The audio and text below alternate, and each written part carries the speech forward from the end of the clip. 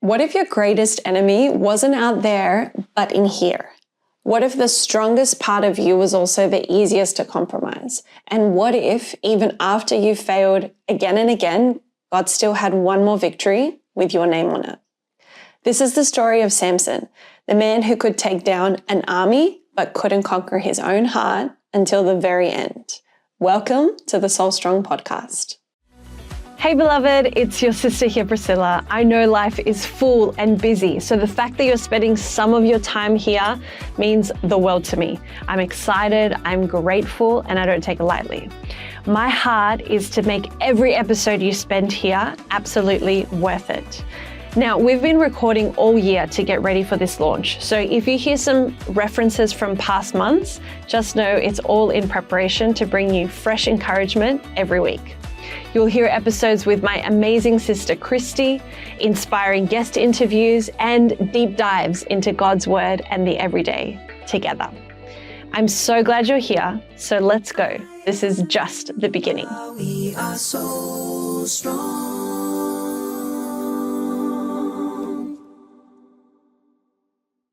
Hello, beloved. I'm so glad you're here again for another deep dive. And today I'm finally sharing one that I've been working on for a while. It's a good one, and I can't wait to explore it with you.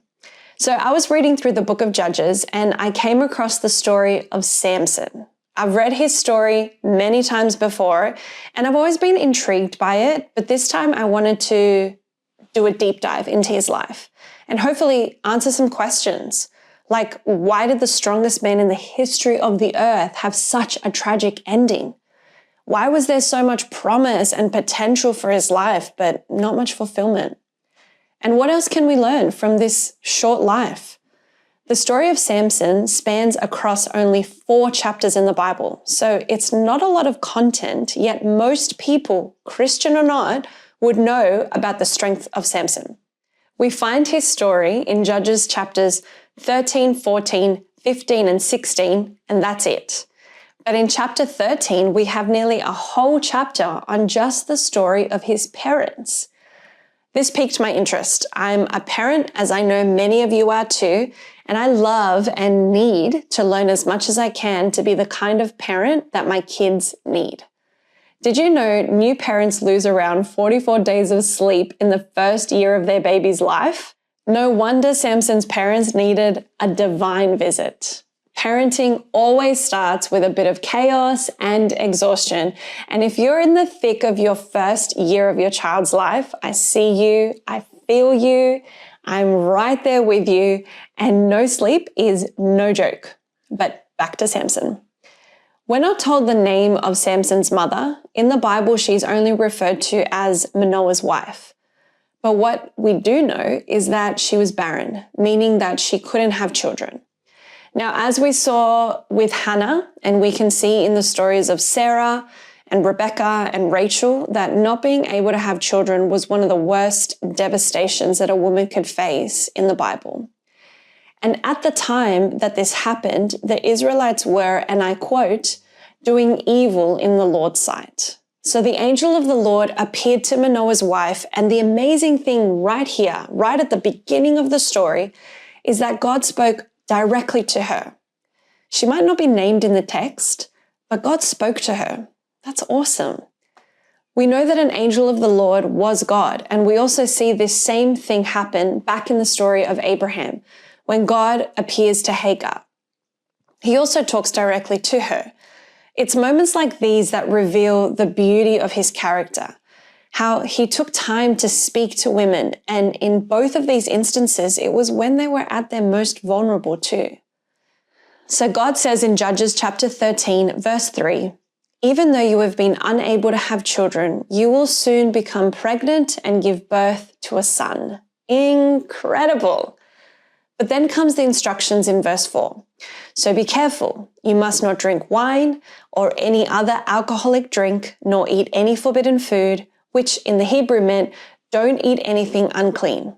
Also, you can never cut off his hair. And the final instruction is given at the end of verse 5.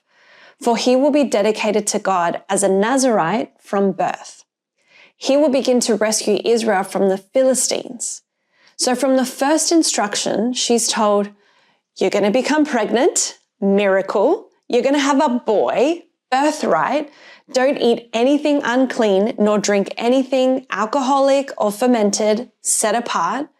Don't cut off the boy's hair, covenant. He's going to be dedicated to God and be a rescue from your current oppression, deliverer. Wow. That is a lot of purpose and promise over Samson's life. The future was already in motion. How exciting for this woman. She ran to tell her husband the mind-blowing and divine news that she had received straight from heaven.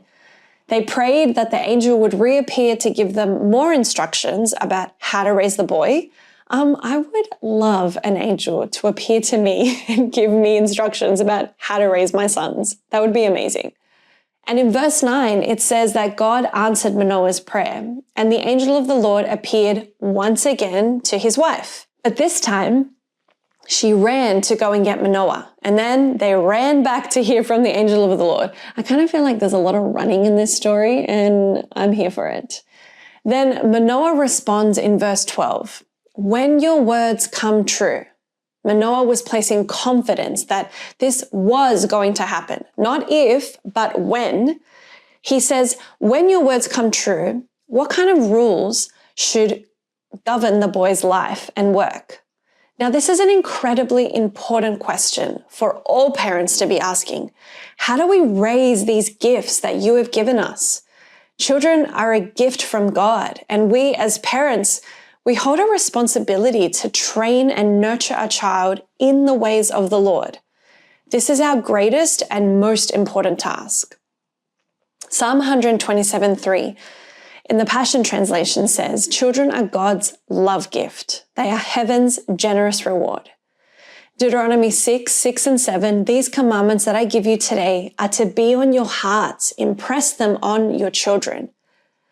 Matthew 19:14, let the little children come to me and do not hinder them, for the kingdom of heaven belongs to such as these. This is telling us that children are a gift, and we are also to teach them the ways of God. The kingdom of heaven is theirs, and we don't have to freak out about this responsibility because God offers us divine help. Jerry Seinfeld once joked, he said that having kids is like having a blender that you don't have the top for. And yes, it's true. Parenting can feel messy and noisy and unpredictable, but it's also one of the greatest adventures we'll ever embark on. So let's make every moment count. Let's be intentional about the example we set, knowing that our words and our actions are imprinting something lasting on the hearts of our children. If we model courage, kindness, and faith, we'll help shape a character in them that will ripple far beyond our own lifetime. Like Manoah, we can ask, how do we raise this child? Because parenting is a team effort. And then the angel said, well, do what I've spoken to your wife. The angel didn't give any further instruction. What he had told Manoah's wife was all that they were told. But commentaries say that God sent the angel to strengthen Manoah's faith and prevent seeds of doubt from growing inside of his heart. So even though no further instructions were given, there was still an important reason for this second visit. So the same instruction was repeated. No alcohol and no unclean foods. And this begins with the mother. The habits of the child, good or bad, start forming in the womb. And God made it clear, this calling starts with you, mama. Now, any woman who's been pregnant knows that self-control becomes a full-time job. You're growing a human, but somehow that human has already begun telling us what they want. One minute you might be sick as a dog, barely able to stomach anything, and the next, if you're like me, you're Googling, but like, is there any kind of sushi that I can eat? And let's be real, it might be the only season of life where someone can ask how you're feeling and you say fine, but you're also sweating, weeping, and trying not to throw up. Or panic because someone offered you some soft cheese and you might be starving and you can't eat it. My second pregnancy was a whole new level of challenging. By that time, I had already been diagnosed with celiac disease, so my diet He's already on a tight leash. Now add to that the no soft cheese, no sushi, no poached eggs, which are all my favorites. It was really hard, but I learned fast that if I didn't bring my own snacks, I could be in trouble. So meal prep, oh my goodness, I had to be disciplined to do that. But here's what's wild. Even before Samson was born, before he was even conceived, God was already setting boundaries for him. That kind of intentionality tells us something big. This wasn't just a baby, there was a mission in the making. Now, if we know the story, we might think, well, what good did all of these instructions do? Samson was one of the most unfaithful leaders of Israel. But wait for the ending, because in his dying moment, he remembered the Lord. So this does hold weight. Back to the parents. Samson is born, and in verse 24, it says, "And the Lord blessed him as he grew up, and the Spirit of the Lord began to stir him." Oh, I love that line. It's so cool. God blessed him with health and courage, and of course, very notably, strength. The Lord began to stir him, meaning disrupt him. The Lord gave him promptings that would lead him to courageously do things for the sake of his people. But Samson had a weakness, a big one, and it wasn't kryptonite or carbs. It was women. Every time, like clockwork, if there was a red flag in heels, he was running toward it. In chapter 14, Samson wants to marry a woman from Timnah, which was not an Israelite town, it was a Philistine town. And his parents say, "Why can't you marry an Israelite?" And he's like, "Nope, I've only got eyes for this one." So Samson was deliberately aligning himself with someone who was in direct opposition to God. That's a big deal. This is more than just unequally yoked. This is like a waste of time times 100. So he marries this woman, and on their way down to the wedding feast, we read in Judges 14 verses 5 and 6, a young lion suddenly attacks Samson near the vineyards of Timnah. At that moment, the Spirit of the Lord came powerfully upon him, and he ripped the lion's jaws apart with his bare hands. Sugar plums. I sometimes can't even crack a jar open with my bare hands. So he kills a lion and later finds a swarm of bees and honey in its carcass, and he eats some, sharing it with his parents without telling them where it came from. Because let's be real, that's pretty disgusting. At his wedding feast, he poses a riddle about the lion and honey to the Philistines. And when they can't solve it, they pressure his new wife to get the answer. Long story short, all of this leads to Samson killing 30 men to settle the bet, and the rest of the details are in Judges 14. Then, in Judges 15, Samson returns. He was so upset by what had previously happened with the riddle and the 30 men that he took off. But now he returns to visit his wife and finds that she's been given to another man, which infuriates him. Now, this part kind of confuses me. If he married her, why did he take off without her in the first place? He was angry. He needed some time alone? I don't know. So then in retaliation, because his wife was given to another, he catches 300 foxes, ties their tails together with torches, and releases them into Philistine fields, which destroys all of their crops. Because the foxes are running fast with fire in their tails, it kills their crops.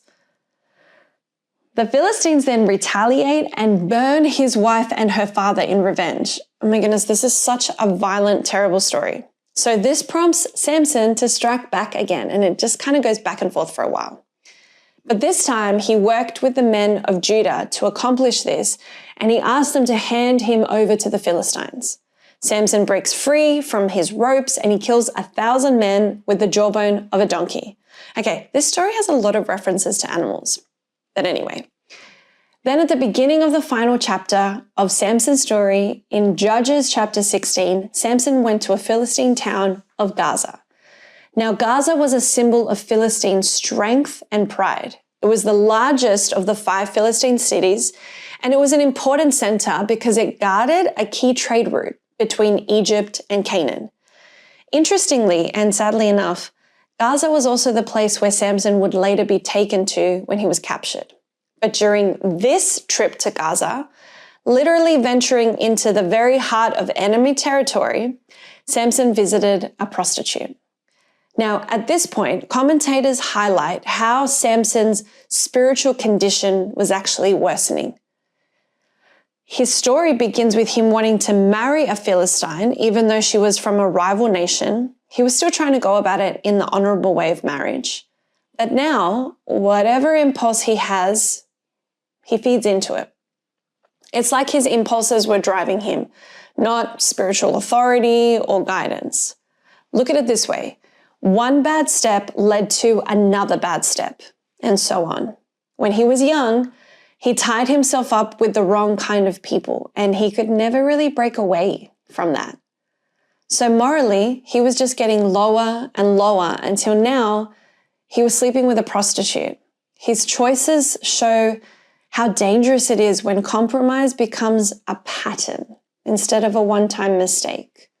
There is such a valuable lesson here about the power of a pattern. When we step into something that seems not too bad, we can begin to grow desensitized to the true evil of that decision. We justify it or we dress it up like it's no big deal. And maybe that one time in the grand scheme of life may not feel like it matters much, but that step or choice can lessen the gravity of the situation. And then the next time, it actually gets a little bit easier to make another bad decision. With our sensitivities slightly dulled, it doesn't seem so bad anymore. And this is the danger of a pattern. It's not always one big, obvious bad choice. Sometimes it's the subtle steps that desensitize our hearts over time. For example, you start skipping your quiet time or prayer because you're tired. It doesn't feel like a big deal, but soon the connection with God isn't quite the same. You slowly drift away from a church community, telling yourself, you'll go next week. And before you know it, you might be feeling spiritually isolated or even disconnected. Or you compare yourself on social media. This is a big one. Every day, feeding envy or discontent without even realizing it. Then there are choices we know are wrong, but we justify them as small or maybe even insignificant, like, it doesn't really matter. Telling a harmless lie to avoid conflict, which makes it easier to lie again. Watching or listening to things we know dishonor God, but we brush it off thinking, it doesn't really affect me. And our conscience becomes dulled. We might gossip just once about someone's life and then repeating it until it becomes your default.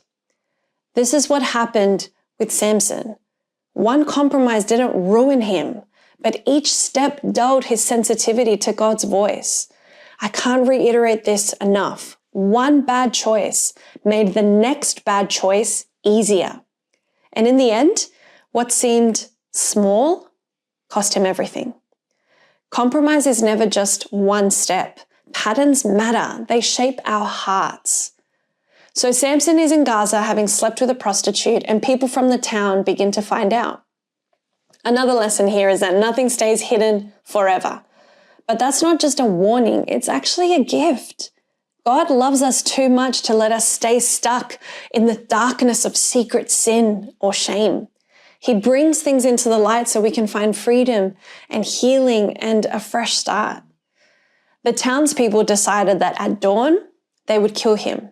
But Samson arose at midnight to leave that town. He got to the city gates and they were closed. Now, I don't know if the walls were too high that he couldn't climb his way out of that city, or if the guards at the gate were asleep or absent at that moment. But even after doing something immoral, God gave him the strength to pull those city gates off, and he carried them about 64 kilometers. And when Samson tore off Gaza's city gate, he was showing the Philistines that without their gate, they were exposed and powerless to stop him. Now we get to the most famous part of Samson's story, when we meet the antagonist love interest, or the seductress, or the villainess. Meet Delilah. Now, in the context of Samson's story, the name Delilah often carries a symbolic meaning of someone who weakens or drains strength. Her name has become kind of like a verb, because when there's a woman who brings down a man, she can be referred to as a Delilah. But interestingly enough, Delilah's physical appearance is never mentioned in this story. We assume that she would have been beautiful because Samson fell in love with her, but what we do know of her was that she was cunning and she was persistent. She did not stop nagging Samson and won out in the end. So Samson meets Delilah, who lived in the valley of Sorek, which was the border between the Philistines and the Israelites. The valley of Sorek was famous for its vineyards, which was also another temptation for Samson. For a while there, I thought, what if Delilah was the victim here? Like, what if she was forced to find out the secret of Samson's strength? Because her life or the life of her loved ones depended on it. But the Bible says that the rulers of the Philistines went to her and asked her to do this, then offered her a lot of money to sweeten the deal. 5,500 shekels total, which would be about 62.5 kilos of silver, which in today's Australian currency would be about $118,000. Now, before we think, oh, that sounds like a very good yearly wage, what that kind of money meant for someone back then was quite different. The next chapter over tells us the story of someone being offered 10 shekels a year to be a priest. Another reference to shekels would be that Judas Iscariot was offered 30 pieces of silver to betray Jesus. And Joseph in the Old Testament was sold by his brothers for 20 shekels. So that context might allow us to understand what 5,500 shekels would have meant for Delilah. It doesn't mention that Delilah was married or even known by a family name, so this kind of money would have given her security, status, and most likely a lot of influence too. So this was game changer kind of money for Delilah, which is probably why she persisted again and again after failing to find out the secret of his strength. So now we know that Delilah was more greedy than loyal, and yet Samson spent a lot of time with this woman that he fell in love with her. And he knew who she was and what she represented, and yet still chose to be with her. There's this idea that is confirmed by commentators of this story that Samson gave to Delilah what he should only have given to God, his love and devotion. And Samson foolishly gave in to her in every way, including the very obvious secret to his strength. I mean, she didn't dance around the subject. She blatantly asked, "What is the secret? Tell me." And then 3 times he made something up and she tried to bring him down with it. And yet he kept telling her. This is what I've always struggled to understand about this story. If he was sick to death of her nagging, okay, because that's what the Bible literally says, then why didn't he just say, "Stop asking me"? Or why didn't he just leave? Why did he stay in that persistent annoyance of her literally trying to bring him down? I tend to believe that Samson thought himself untouchable.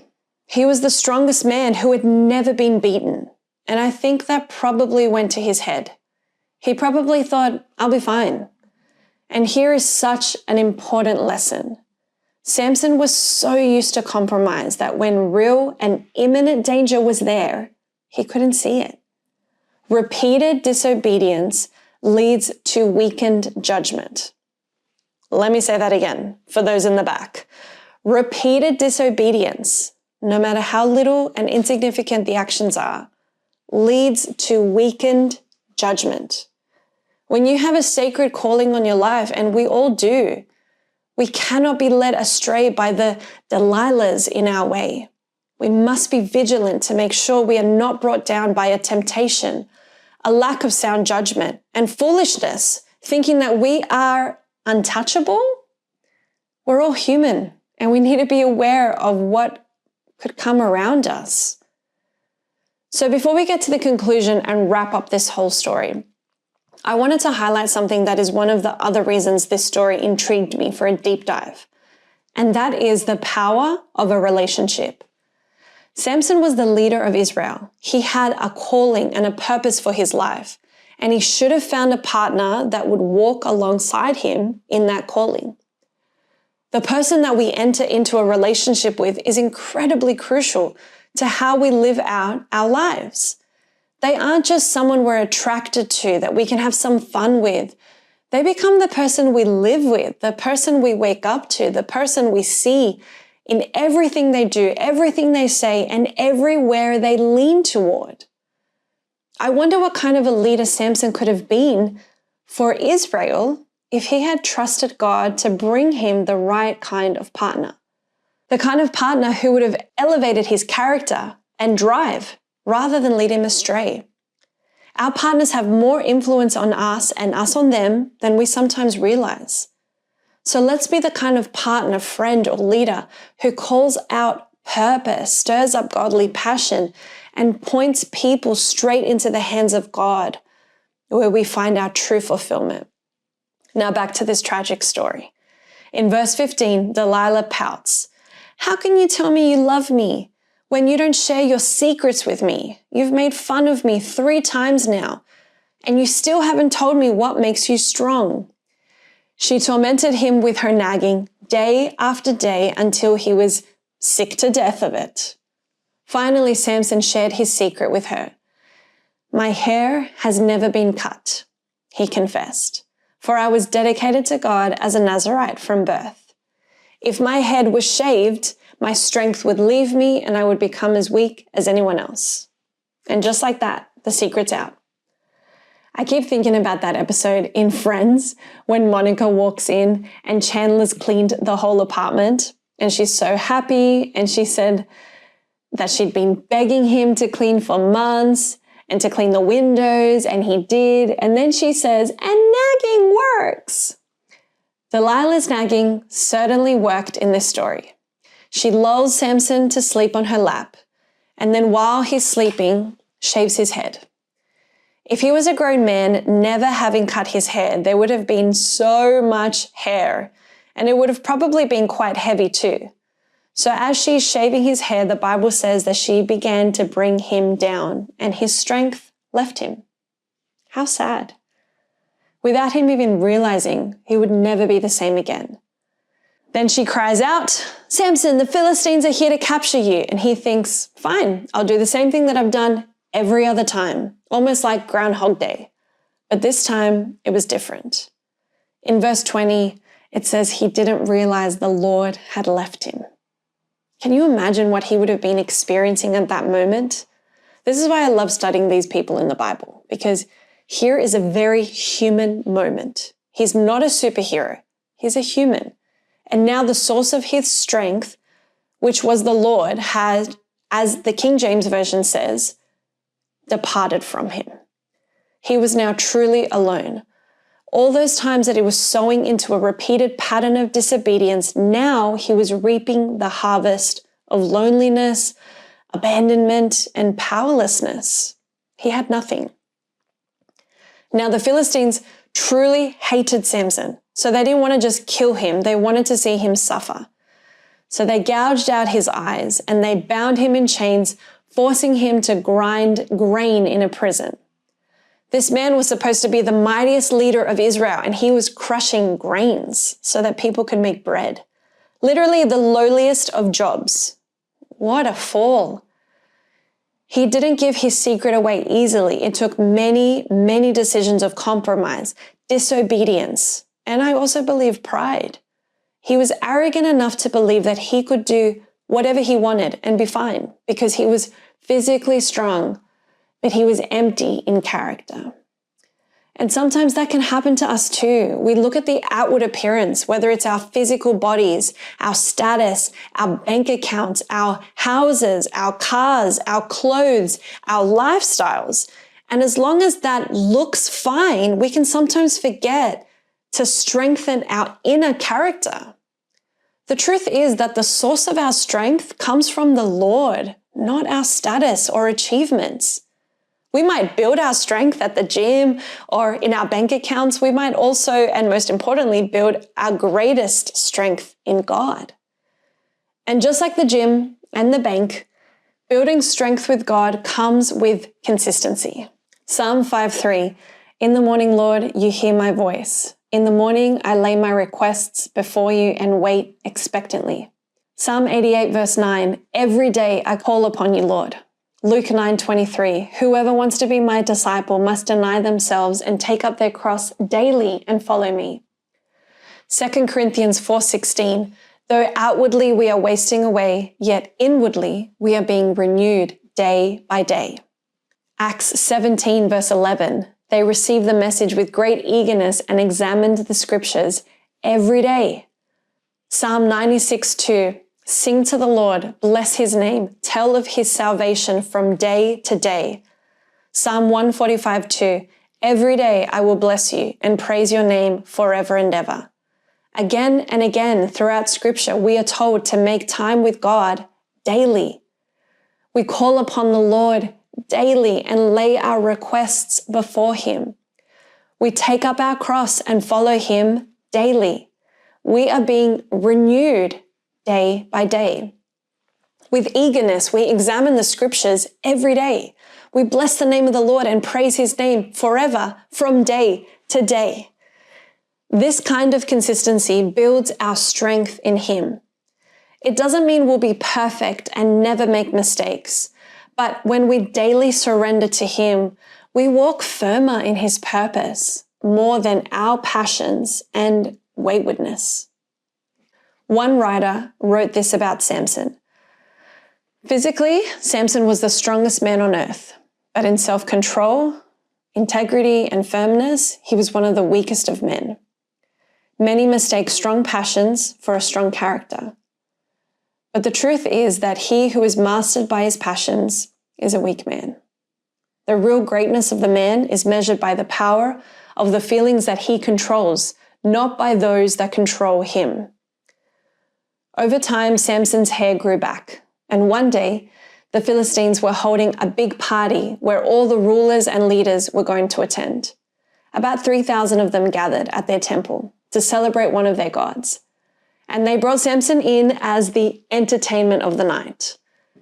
He asked the servant to place his hands on the pillars that were holding up the temple. And in chapter 16, verse 28, Samson prayed to the Lord, Sovereign Lord, remember me again. O God, please strengthen me just one more time. With one blow, let me pay back the Philistines for the loss of my 2 eyes. Then he pushed against those 2 pillars and prayed that he could die with the Philistines. And the temple, can you imagine a whole building structure carrying thousands of people was brought down by one man pushing against the pillars, crushing and killing all the Philistine rulers. The Bible tells us that he killed more people in that instance when he died than he had killed in his entire lifetime. Samson's battle wasn't really against an enemy because he had what he needed to defeat his physical enemy. His real battle was within himself. We live in a world obsessed with power and potential, and Samson had both, yet still fell apart. So what does his life teach us? Firstly, one bad choice makes the next bad choice easier. Compromise is never just one step, so let's be intentional about the kind of patterns we live by. Patterns matter, remember? They shape our hearts. Secondly, the person we share life with has more influence on us than we realize. So let's be purposeful about how we influence each other every day. We can choose to be the kind of partner who calls out purpose, stirs up godly passion, and points one another back to God. Thirdly, repeated disobedience leads to weakened judgment, and this makes sin easier and easier to justify. And finally, let's be the kind of people who source our strength from the Lord every single day. And if we miss today, go again tomorrow. His mercies are new every morning. One of the beautiful elements of this story is that as Samson reached out to God to remember him one more time, God did. He strengthened Samson in his hour of need and didn't abandon him. And God always does this. He will always give us another chance, another opportunity to commune with him. Samson's story reminds us that even the strongest among us can fall. But it also shows us that God's grace can meet us in our weakest moment. We are never too far gone for Him to remember us, restore us, and strengthen us again. I love that so much, that we are never too far gone for God to show up again and do something incredible in our lives. So if you feel like you've been living in patterns that are pulling you away from Him, if you've been distracted by the Delilahs in your life, or maybe if your own choices have left you feeling powerless, then remember that the God who called you is still with you. His strength is made perfect in our weakness, and His mercy is new every single morning. Let's be people who refuse to live by compromise, who guard the influences that we let into our hearts, and who daily choose to draw our strength from the Lord. Because when we do, no matter how many times we've stumbled, we can rise again stronger in Him than ever before. Thank you so much for listening. We're building the kind of space we've always wanted to be a part of. A community where women can feel and think and laugh and maybe even shed a few tears. This is where real life meets real faith, and shared lived experiences plus open hearts will remind us that hope is always within reach. Our prayer is that every time you press play, you'll walk away lighter and stronger and ready to step into everything God has for you. So thank you again for being here. You are stronger than you know. Sending love, peace, and a little sparkle. If you loved today's episode, we would love if you would share it with a friend and join us at soulstrong.com.au. Remember, we are better together. I am, you are, we are so strong.